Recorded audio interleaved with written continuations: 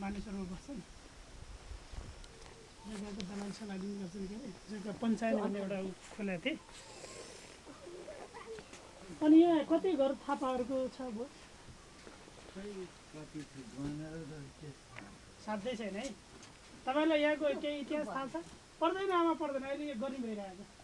यहाँ हामी चाहिँ यो ऐतिहासिक कुरो अब हाम्रो जिजु बाजेहरू यो पहिले हाम्रो हजुरबाले भन्नुहुन्थ्यो 11औं 12औं पुस्तामा मास्टर सिंह थापाकोसम्म हाम्रो इतिहास छ भन्नुहुन्थ्यो यो युद्धको बेलामा यहाँ गढीमा आउनुभएको रहेछ होइन एउटा वंशावली लेख्ने थियो नि त्यो विनोद थापा भन्ने सबैको वंशावली निकालेको छ अनि यो हाम्रो नयाँ खालकोबाट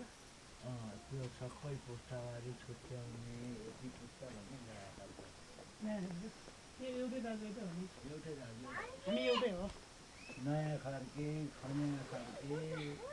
बारा कति छ हाम्रो थुप्रै छ होइन थुप्रै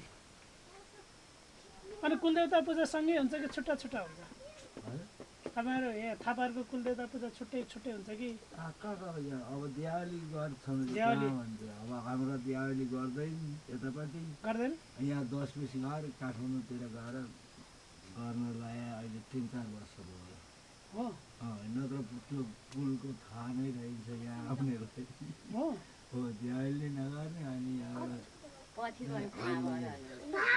थापाथलीमा छन् काठमाडौँ थापाथलीमा छन् थापाथली नै थियो नि त पहिले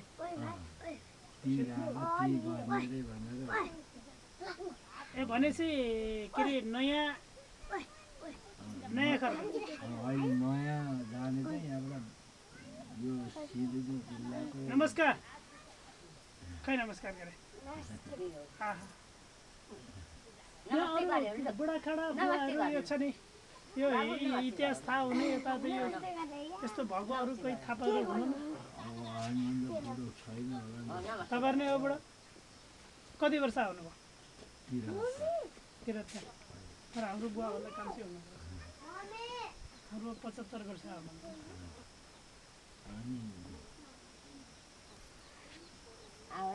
यो नयाँ खालको तिलवा भाइहरूलाई चाहिँ पुर्खौली थाहा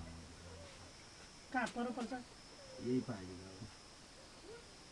रतुन्द्र भन्नु अनि नयाँ खालको त्यही बुझौँ भनेर यहाँ आफ्नो हाम्रो बाबुबाजे यहाँबाट गएको पऱ्यो भनेर चाहिँ हाम्रो त अब पुर्खाको ठाउँ कस्तो रहेछ भनेर हेर्न आएको अनि यहाँ सुन्दरले गढी आएको थियो अनि त्यो बेला चाहिँ विनोदसँग चाहिँ कुरा भएको थियो दाइसँग काठमाडौँमा एउटा हेर्न आयो ल एक राम्रोसित खिच्यो भोलि बस ल हाम्रो गाउँमा उयो यस्तो साइडबाट हेर्छ ए भने थापाहरूकै घर हो त्यो माथि जम्मै थाहा एक घर सुतार काट्ने घर हो त्यहाँ चाहिँ कोही हुनु त्यहाँ कोही हुनु त्यहाँ हेरौँ ल है त बुवा नाम के हो हजुरको पूर्णबहादुर थापा भनेपछि यो थापाहरूको धेरै ठुलो बस्ती छ है बस्ती ठुलो छ जम्मै सिन्धुली यो पारी वारी यो सबै यो युद्ध लड्ने बेला यहाँ आएको रहेछन् होइन अनि यतै बस बसिहाल्छ होइन युद्ध लड्ने बेलामा मान विक्रम बद्री विक्रम जम्मै सरकारी जम्मै काठमाडौँ यी पारी गाउँका रोड घुमे जति उनीहरूले घुमाएका हुन् नि यो पारीको घुम्ती हजुर यो पारीको घुम्ती मान विक्रम अस्ति कहिले के महिना स्वर्गीय हुनुभयो ऊ त्यो चौकी बसिया छ हजुर यहाँ मुनिको ऊ त्यहाँ चौकी त्यो गाडी रोकिएको छ हो त्यो मान विक्रमको घर हो तल थियो तल पनि रोटै घुमो माथि पनि रोटै घुमो ए त्यो मान विक्रमको मान विक्रम हो त्योभन्दा रोडभन्दा मुनि यहाँ चाहिँ के अरे 12-14 हलको मेलो थियो त्यो बारी त्यो दुईटा रोड घुम्यो उहाँका सन्तानहरू हुनुहुन्न उहाँका सन्तान जम्मै काठमाडौँ ए मान विक्रम अनि त्यहाँबाट लोक विक्रमको तल्लो डाइडा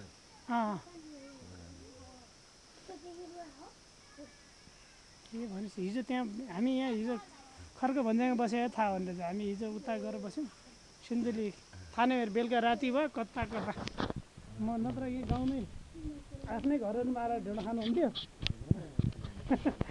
न त खाना को ल्याउँछ होइन होइन अब त्यहाँ पर हामी खान्छौँ खाना त